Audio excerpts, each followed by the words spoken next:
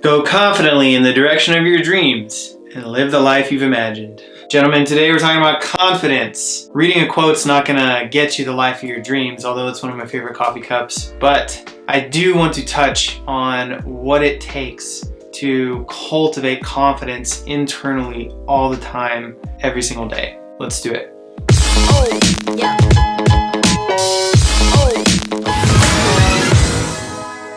What's up guys, Trav White here. Welcome back to my channel where I make it my mission to help you look and feel your best on the inside and out through practical style and self-development tips. Today we're going to be talking about how to be the most confident and attractive man in the room. Now whether you're single or married, as men, we want to be confident. We want to be respected and listened to because it leads to opportunities, it leads to more dates, it leads to building a powerful network. And when it comes to self-development, we tend to focus on three areas: mind, body, and spirit. Now, I'm not going to focus on the spirit side in this video, but I do want to talk about the other two, the mind and the body, because those two are key to carrying yourself with a commanding presence. And I like to think of the mind and body like a cake. And to have a great cake, what do you need? It needs to be fully baked and it needs to be decorated nicely on the outside. But if you're mentally struggling, it's like you have a half-baked cake. When you cut into it, it's not cooked right, it tastes bad, it's all mushy and weak. Nobody wants to eat that. On the flip side, if you have a perfectly baked cake and no icing, no one wants to eat that either.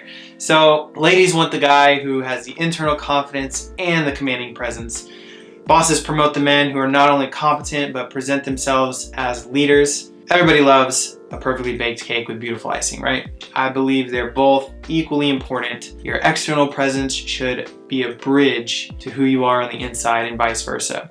And what I see time and time again is men who focus too heavily on one or the other. Some guys are inner rock stars. They're educated, they're technically skilled, they're confident, but for some reason they can't connect with people, or they don't carry themselves with poise. They don't present themselves as the awesome person they are on the inside. And then you have the guys who focus solely on their outward appearance. They put on masks, they wear stylish clothing, but they neglect the internal work, which leads to insecurity and feeling anxious and not believing in themselves. I believe the two are equally important. And when I started on my self-development path, I lacked both. I had poor presentation. I was full of self-doubt. My whole life, I considered myself a shy guy. I never thought I could be good enough to talk to an audience like this. I would never approach strangers, start a conversation with anyone. I focused all my energy on becoming the physical master, and I did in college. I dedicated every day to getting fit. I planned my whole class schedule around the gym. I changed my whole wardrobe. You know, ladies started taking notice, but I could never actually connect with people on a deeper level. I was in the position where I changed everything externally, but internally I was still that shy and scared kid. Then I started focusing on belief in myself.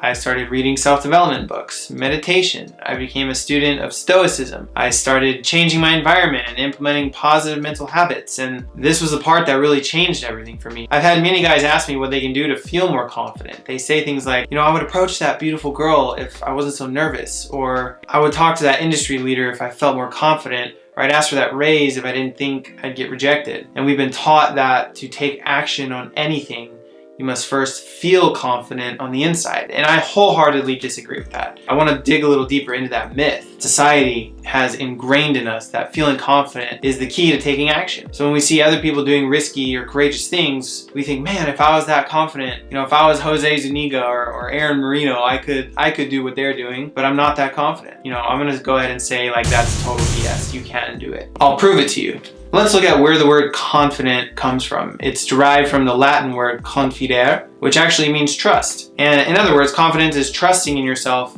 in spite of the fear you might feel. So the idea that you must be consumed with confidence before you take action on something is just wrong. The true way to build confidence is to flip it around and actually take action in spite of the fear that you're feeling. In other words, you don't feel your way into acting, you act your way into confidence. I mean, feelings are fleeting anyways. They change on a whim. If everyone lived based on what they were feeling, then nothing would ever get done. I'll give you an example. When my alarm goes off, I don't feel like getting up, but I do because I have responsibilities. And when it's time to hit the gym, I don't feel like working out, but I do because You know, I've made a commitment and I value health. And I'm sure there's things that you do even when you don't feel like it. The only difference between the things that you do and don't do is the intensity of the negative emotion stopping you. And for example, when it's time to go to the gym, you might feel tired or lazy. But when it's time to approach that beautiful girl in the coffee shop, you'll feel anxiety or fear. And that's a much more powerful feeling than laziness. And it's harder to take action in the moment. So how can we overcome that fear? I want you to try this exercise with me. I want you to write down or think about your personal values. And I'll share mine just to give some context. So my values are: provide for my family and my wife, be courageous, take massive action, practice gratitude, treat people with kindness all the time, do my best to live in integrity, prioritize physical and mental health, always take responsibility no matter what, and practice humility. But when it comes time to actually do risky things, most people's feelings and values are misaligned. So for example, if you want to talk to that beautiful girl and you value courage, but you don't approach her, you're honoring your feelings, not your values. So the number one way to become confident is to stop honoring those feelings and to honor your values. And besides, all feelings are interpretations anyways, right? You know, I actually learned something really cool the other day, was that the exact same neurotransmitters that give you anxiety, which is the norepinephrine, dopamine, and serotonin, are the exact same neurotransmitters released when you feel excitement. And the only difference is your interpretation of that feeling. So you actually have the power to just reinterpret those feelings and rewrite the script. And you won't have all the answers immediately, but action creates answers. And you don't have to swing for the fences either. You can start small. Darren Hardy from Success Magazine says, you can be a coward for 99.9% of the time and still succeed. You only need to be courageous for 20 seconds at a time. Those 20 seconds when you ask that girl on a date, when you reach out to that unreachable entrepreneur, or you invest a large chunk of money into yourself. Once those 20 seconds are over, you can retreat back into safety. And this is how the math breaks down. This is really cool. You have 20 seconds of courage 3 times a day equals 60 seconds a day divided by 86,400 seconds in a day. And that comes out to 99.9%. So you can be a coward for 99.9% of your life and still get everything you ever wanted. What could 60 seconds of daily courage equal for you? I'll give you an example. One of my one-on-one clients, his name was Jesse. He was really nervous to approach people. So you know what I had him do? Start small. Approach 10 people in a week. Then we upped it to 15. And then 4 weeks later, this guy is approaching anyone, anytime, anywhere. He's talking to everyone. He couldn't believe that fear is just gone. And then we started dialing in his style and his grooming.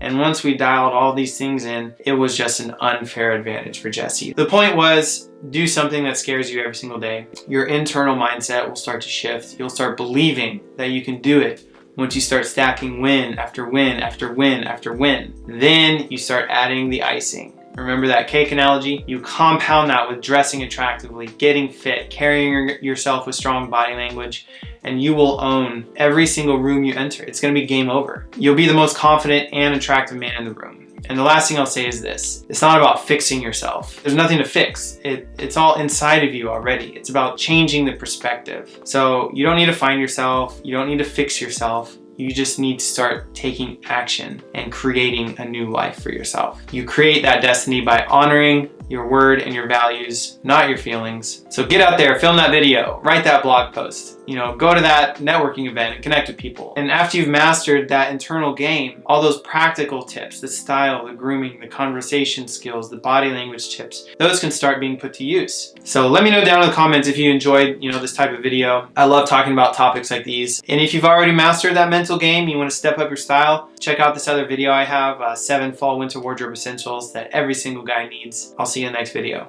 Peace.